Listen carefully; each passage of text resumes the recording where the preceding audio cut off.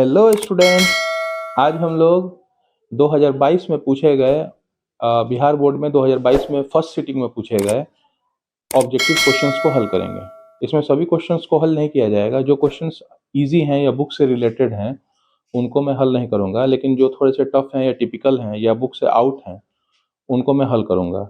आगे बढ़ने से पहले वीडियो को ज़्यादा से ज़्यादा शेयर करें, लाइक करें और मेरे चैनल को सब्सक्राइब करें।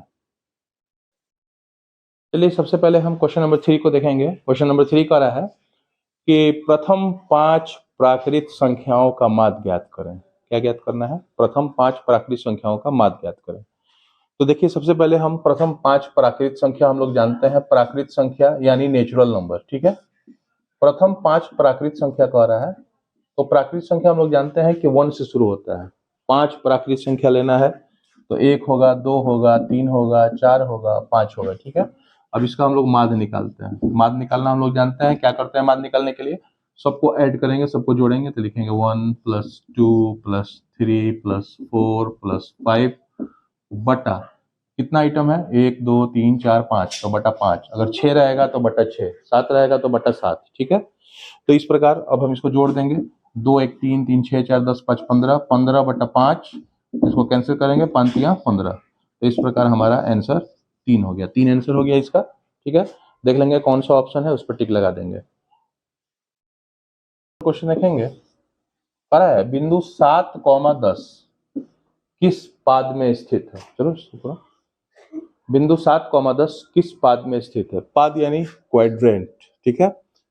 तो किस क्वाड्रेंट में स्थित है, किस चतुर्थांश में स्थित है? तो हम लोग जानते हैं कि कार्तीय तल पर एक y अक्ष होता है और एक x अक्ष होता है, ठीक है। x अक्ष में जब हम x अक्ष और y अक्ष खींचते हैं तो कोई भी पेपर या कोई भी तल 4 बराबर भागों में बढ़ जाता है, जिसमें इसको फर्स्ट चतुर्थांश, इसको दूसरा पाद या सेकंड चतुर्थांश, इसको तीसरा पाद या तृतीय चतुर्थांश और इसको चतुर्थ चतुर्थांश कहते हैं, ठीक है। तो याद रखेंगे, अगर दोनों प्लस प्लस होगा यानी x वाला भी वैल्यू प्लस, y वाला भी वैल्यू प्लस, तो फर्स्ट में पड़ेगा। और अगर माइनस प्लस होगा तो वो सेकंड में पड़ेगा। दोनों माइनस होगा तो थर्ड में पड़ेगा। और अगर प्लस माइनस हुआ तो फोर्थ में पड़ेगा। तो हम देख सकते हैं कि ये दोनों प्लस प्लस है, इसलिए किस किस पाद में पड़ेगा, किस चतुर्थांश में पड़ेगा? प्रथम चतुर्थांश में। तो इसका आंसर हो गया प्रथम पाद या चतुर्थांश, ठीक है।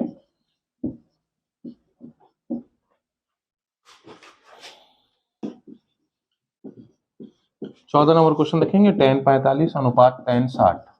ये अनुपात है, ठीक है। tan 45 का वैल्यू हम लोग जानते हैं 1, tan 60 का वैल्यू हम लोग जानते हैं √3। तो इसका आंसर हो गया 1:3, 1:3 आंसर।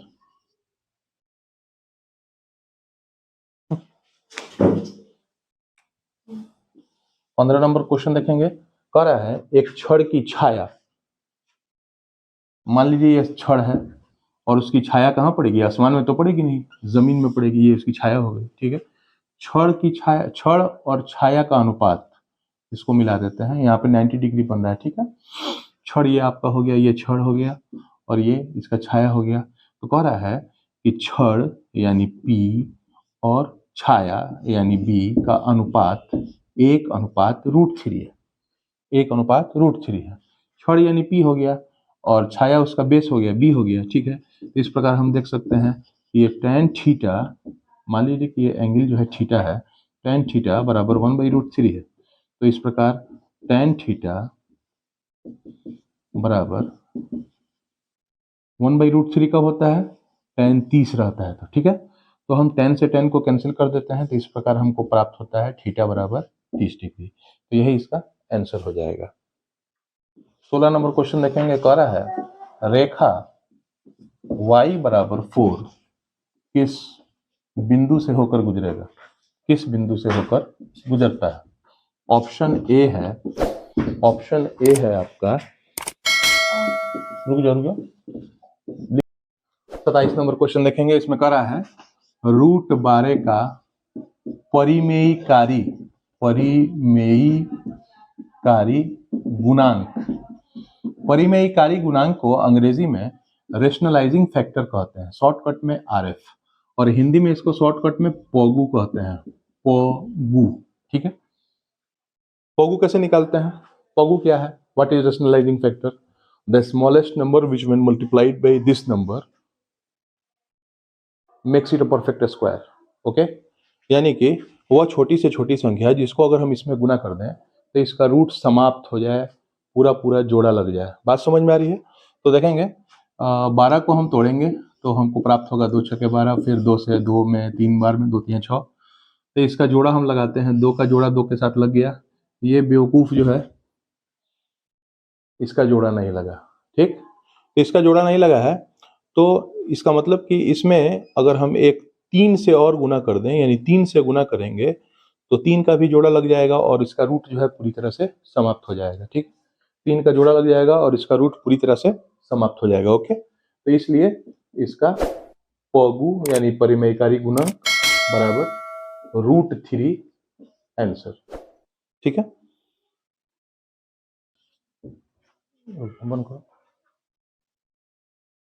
क्वेश्चन नंबर 28 देखेंगे। कह रहा है पी एक धनात्मक पूर्णांक है तो सम पूर्णांक होगा। सम पूर्णांक किस रूप में होगा? देख सकते हैं, सम पूर्णांक की परिभाषा हम जानते हैं। What is even number? Even number को सम पूर्णांक कहते हैं। The number that is divisible by 2, वह संख्या जो 2 से पूरी तरह से विभाजित हो, जो 2 से पूरी तरह से विभाजित हो। तो हम बारी बारी से देखिए, ऑप्शन ए है 2p, इसको अगर हम 2 से डिवाइड करते हैं तो ये पूरा पूरा कट जाता है। ठीक है, तो ये सम पूर्णांक हो गया, तो इसलिए यही इसका आंसर होगा।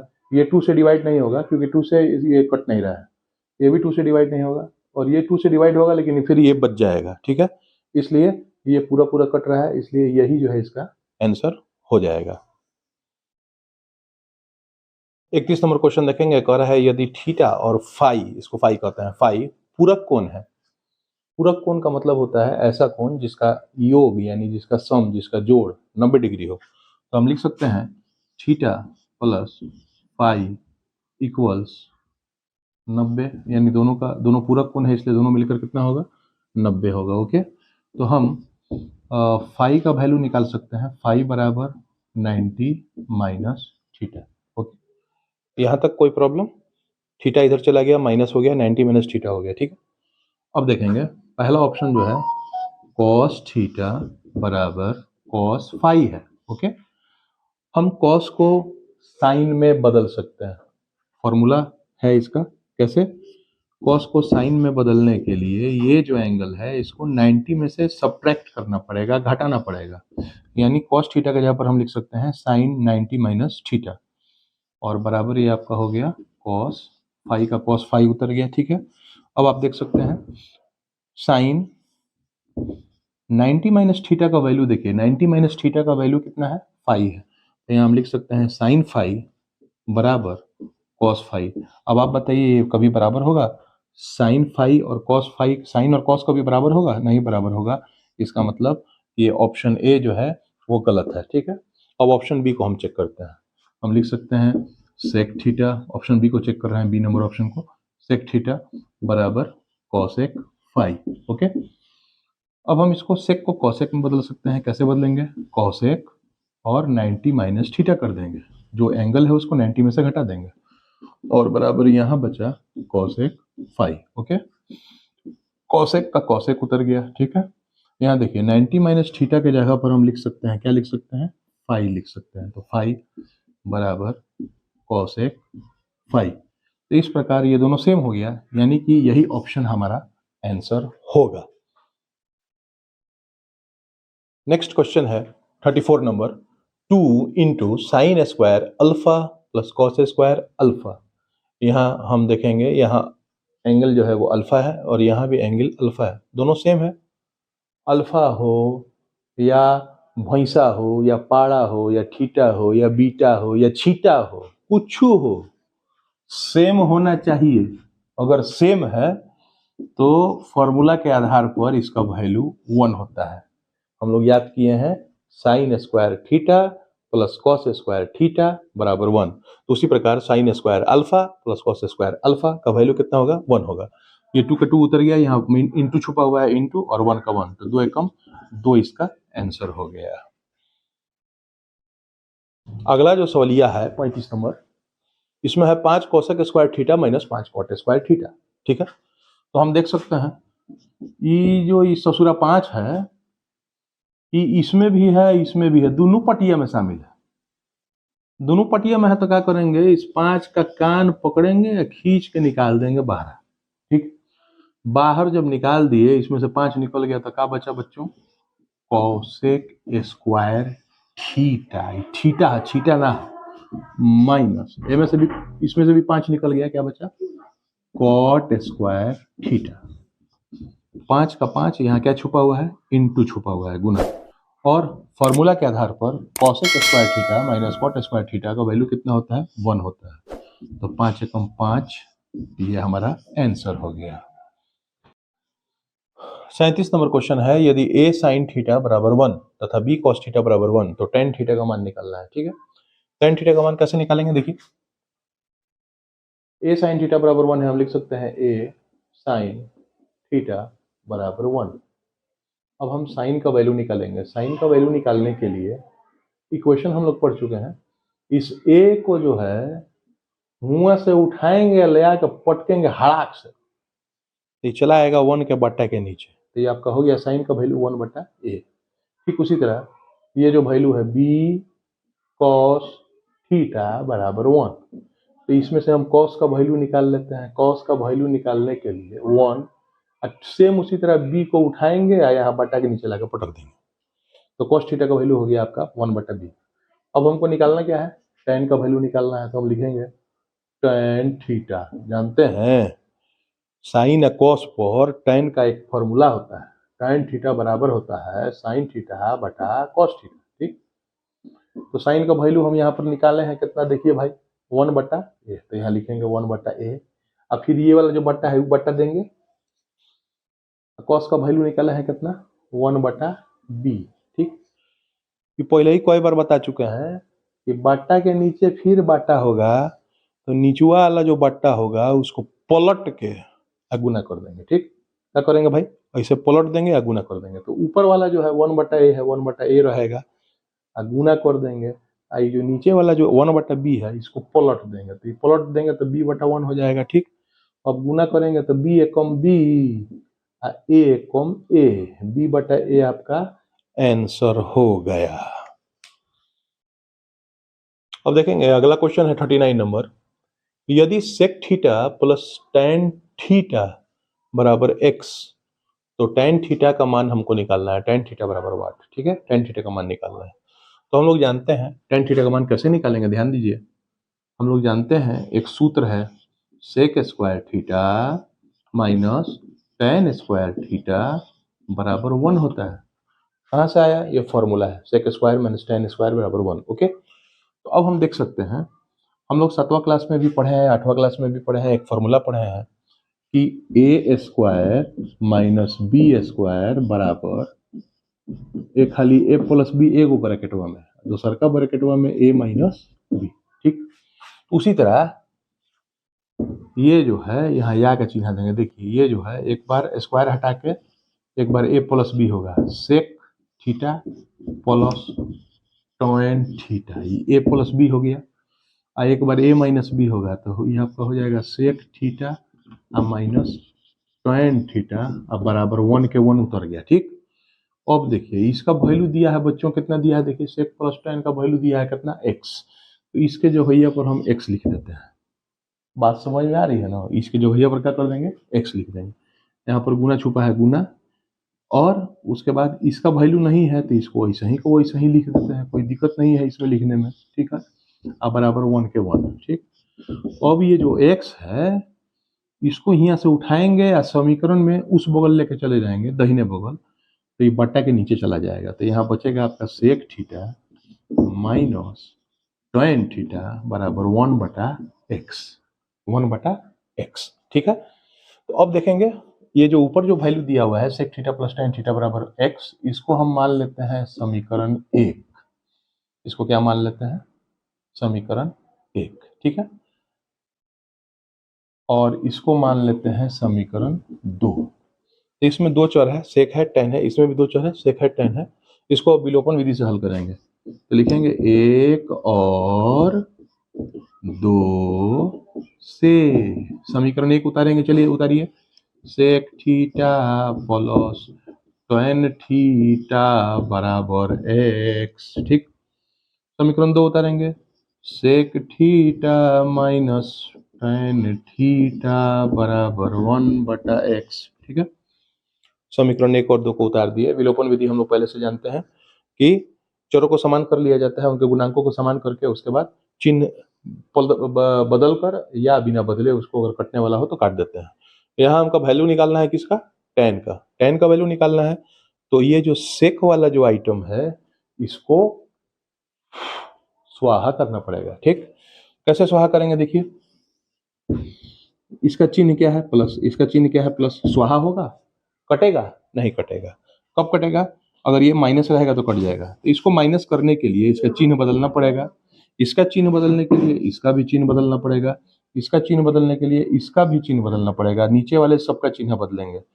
तो ये प्लस एक माइनस एक स्वाहा हो गया, प्लस प्लस है तो जोड़ देंगे, 2 tan हो गया, 2 tan थीटा बराबर, अब देखिए यहाँ क्या बचा, x बचा, माइनस बचा और क्या बचा, 1/x। अब आ जाते हैं इधर, ये आपका बचा 2 tan थीटा बराबर, इसके नीचे एक छुपा है, x में 1 से गुना करेंगे x होगा, तिरछा तिरछी गुना करेंगे, x में x है, x स्क्वायर माइनस 1 में 1 से 1। अभी tan का वैल्यू नहीं निकला, tan का वैल्यू हमको निकालना है। tan का वैल्यू कब निकलेगा, इस 2 को हटाएंगे।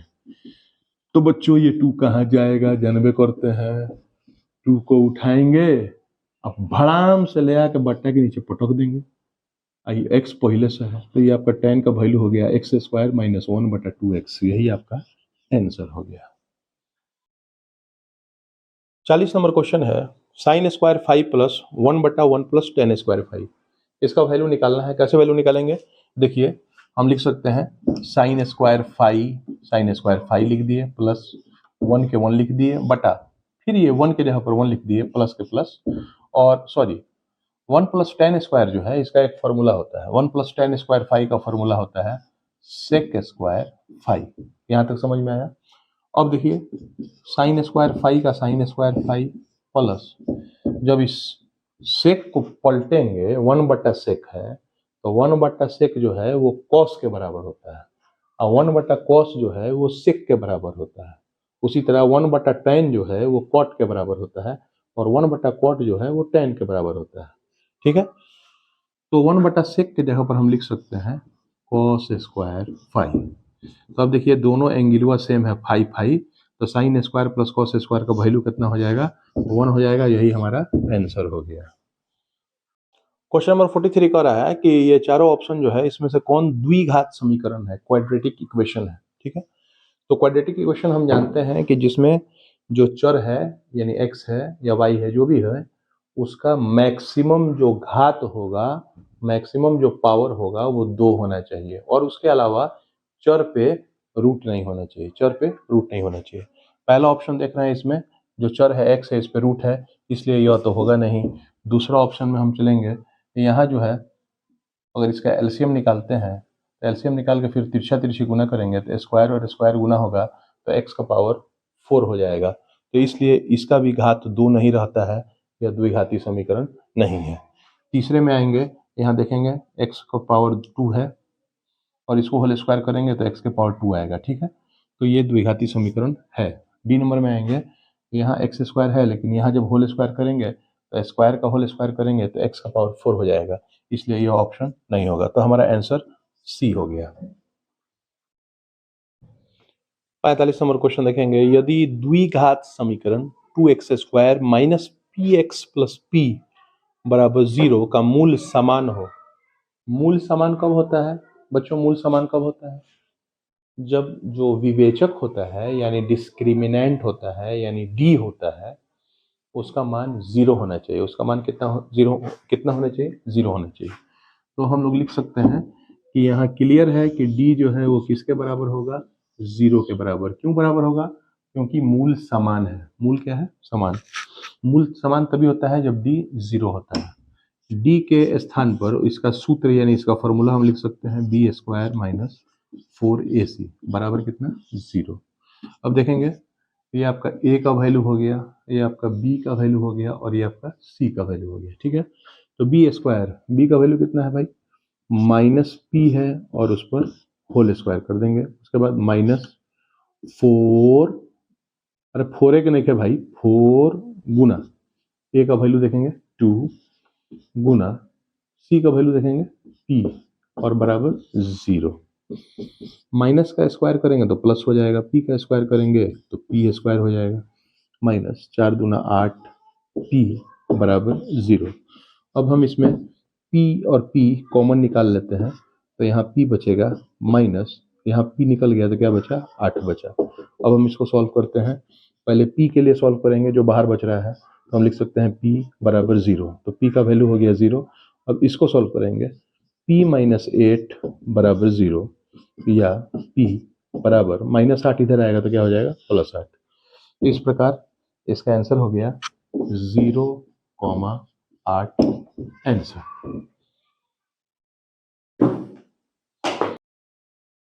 46 नंबर प्रश्न देखेंगे, यदि समीकरण एक्स स्क्वायर माइनस के एक्स प्लस 4 बराबर 0 का कोई मूल वास्तविक नहीं हो। मूल वास्तविक कब नहीं होता है, जब डी जो है माइनस में आता है, यानी डी 0 से छोटा होता है। तो यहाँ पर हम लिख सकते हैं कि डी जो है वो छोटा होना चाहिए किससे, 0 से। क्यों, क्योंकि मूल वास्तविक नहीं है, मूल काल्पनिक है, वास्तविक नहीं है। ठीक है, तो डी के स्थान पर हम इसका फॉर्मूला लिख सकते हैं, बी स्क्वायर माइनस 4ac, छोटा है, स्मॉलर है 0 से। अब बी के स्थान पर हम लिख सकते हैं माइनस के स्क्वायर माइनस 4 इंटू ए का वैल्यू 1 है, 1 इंटू सी का value 4 smaller than 0। Whole square करेंगे तो माइनस का स्क्वायर प्लस और के का स्क्वायर के स्क्वायर, इसको गुना करेंगे तो माइनस 16 जो है वो स्मॉल है 0 से। ओके, अब हम लिख सकते हैं के स्क्वायर जो है वो स्मॉलर होगा, माइनस 16 इधर आएगा तो क्या हो जाएगा, प्लस 16।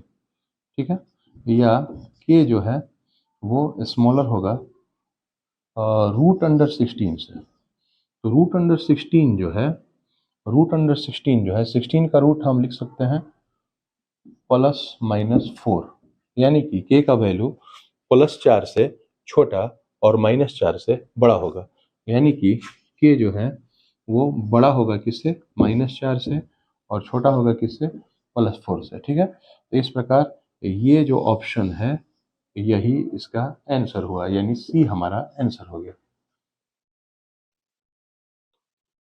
47 नंबर प्रश्न कह रहा है कि x square minus 3√3x minus 12 बराबर 0, ये कोई समीकरण है। ठीक है, और इसका हल जो है, इसका मूल जो है वो अल्फा और बीटा है। तो हमको वैल्यू निकालना है किसका, अल्फा प्लस बीटा माइनस √3। ठीक है, तो हम लोग जानते हैं, हम लोग लिखेंगे अल्फा प्लस बीटा माइनस √3 बराबर, अल्फा प्लस बीटा फॉर्मूला के आधार पर हम लिख सकते हैं माइनस बी बटा ए, और उसके बाद ये माइनस √3 का √3 उतार देंगे। ठीक, बराबर, अब देखेंगे ये आपका ए का वैल्यू हो गया, ये आपका बी का वैल्यू हो गया, ये आपका सी का वैल्यू हो गया। ठीक है, तो माइनस बी है इसके पास पहले से, उसके बाप ने माइनस छोड़ के दिया है, और एक माइनस फॉर्मूला में हमको देना है, तो ये माइनस और ये माइनस डबल माइनस हो गया, तो दोनों माइनस मिलकर प्लस हो जाएगा। तो बी का वैल्यू हो गया आपका 3√3, और बटा के नीचे ए लिखना है, ए का वैल्यू कितना है 1 माइनस √3। तो अब देखेंगे बटा 1 का कोई वैल्यू नहीं होता है, 3√3 में से यहाँ 1 छुपा हुआ है, 1√3 निकल गया, घट गया, तो 2√3 आपका आंसर प्राप्त हुआ। 50 नंबर क्वेश्चन है कि समांतर श्रेणी 16, 11, 6, 1, माइनस 4 का nवां पद होगा। सबसे पहले जब कोई एपी हमको मिला हो तो सबसे पहले हम ए का वैल्यू लिख लेंगे, ए कहते हैं पहले पद को, तो पहला पद कितना है आपका 16 है, और उसके बाद डी यानी सार्वंतर यानी कॉमन डिफरेंस हम निकालेंगे कैसे, अगला माइनस पछिला। कैसे निकालेंगे, अगला माइनस पछिला, यानी कोई भी आगे वाले में से उसके जस्ट पहले वाले को घटा सकता है। तो हम 11 में से 16 घटा सकते हैं, तो लिखेंगे 11 माइनस 16 बराबर -5। ठीक है, तो डी का वैल्यू हमारा आ गया -5। हमको क्या निकालना है, एनवा पद। एनवा पद को बच्चों ए एन कहते हैं। क्या कहते हैं, ए एन। ए एन का फॉर्मूला होता है ए प्लस एन माइनस 1 डी।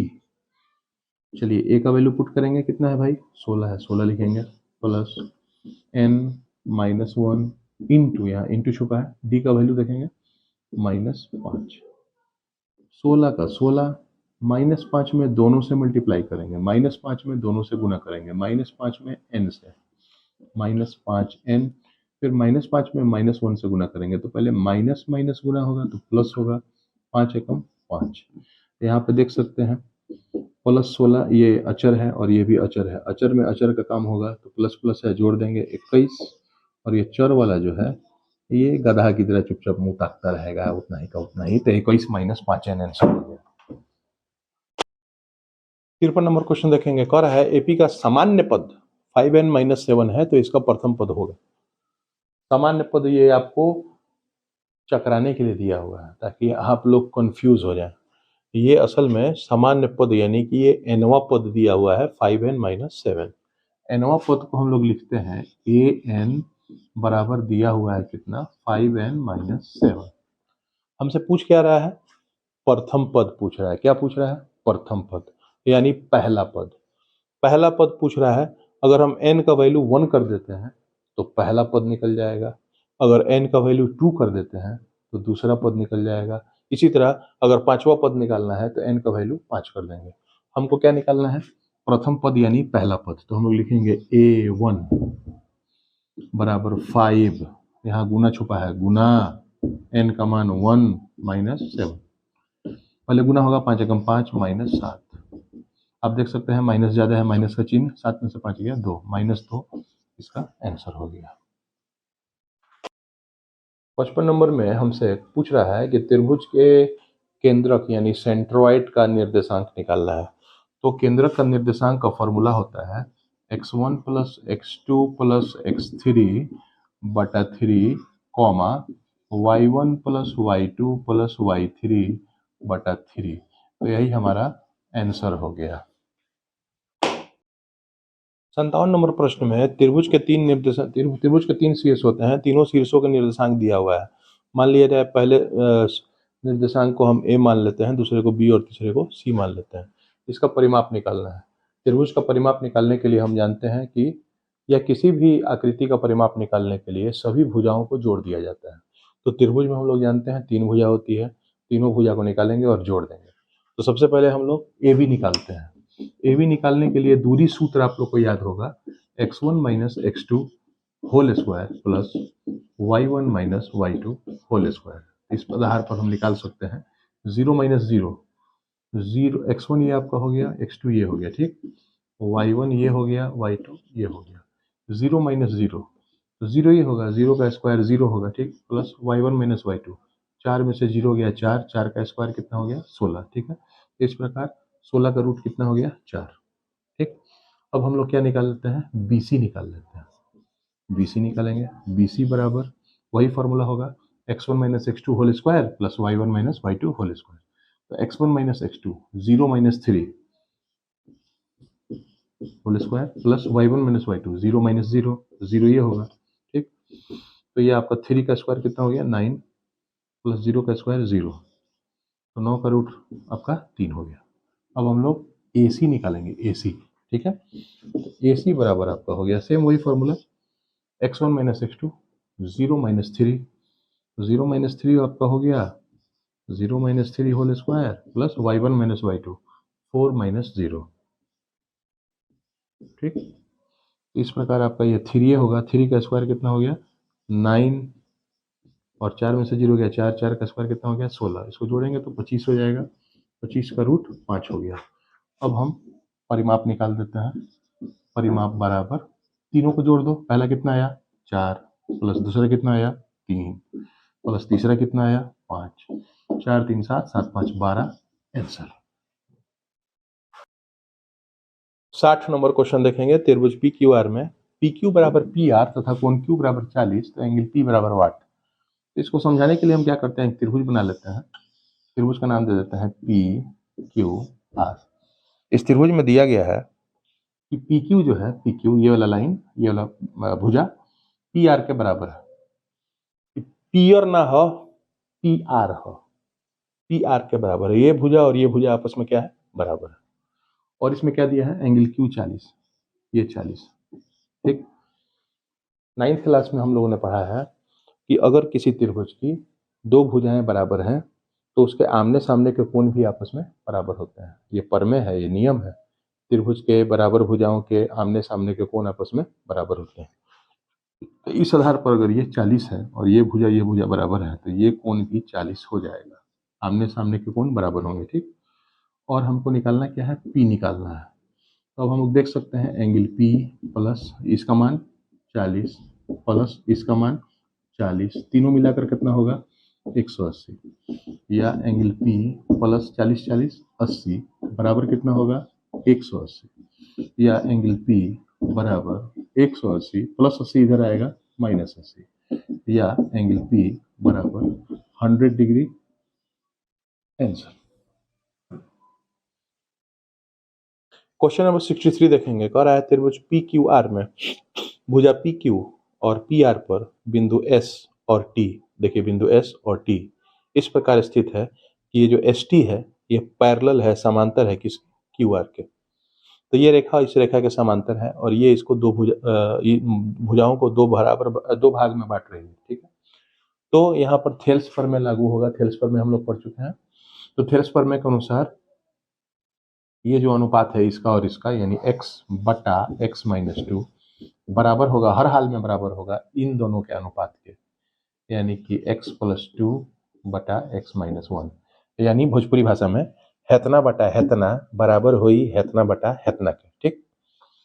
तिरछा तिरछी गुना करेंगे, अहीं चाहे कहीं चाहे, x में गुना करेंगे x से एक्स स्क्वायर, फिर x में माइनस 1 से माइनस एक्स बराबर। अब देखेंगे इसमें हम a minus B A plus B भी लागू कर सकते हैं। देखिए x minus 2 x plus 2 same है, एक बार माइनस है एक बार प्लस है, तो ए स्क्वायर माइनस बी स्क्वायर भी लागू कर सकते हैं।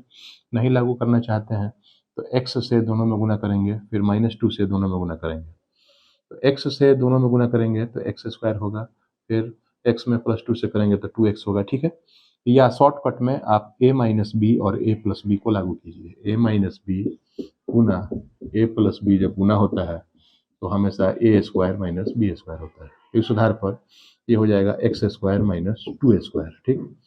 तो एक्स स्क्वायर से एक्स स्क्वायर कैंसिल हो गया। क्यों कैंसिल हुआ, ये प्लस में है, इधर आएगा तो माइनस हो जाएगा, माइनस हो जाएगा तो घटेगा, तो पूरा सलट जाएगा, ठीक। तो यहाँ बचा आपका माइनस एक्स बराबर माइनस 2 का स्क्वायर 4, माइनस से माइनस कैंसिल हो गया, इस प्रकार एक्स बराबर 4 आंसर।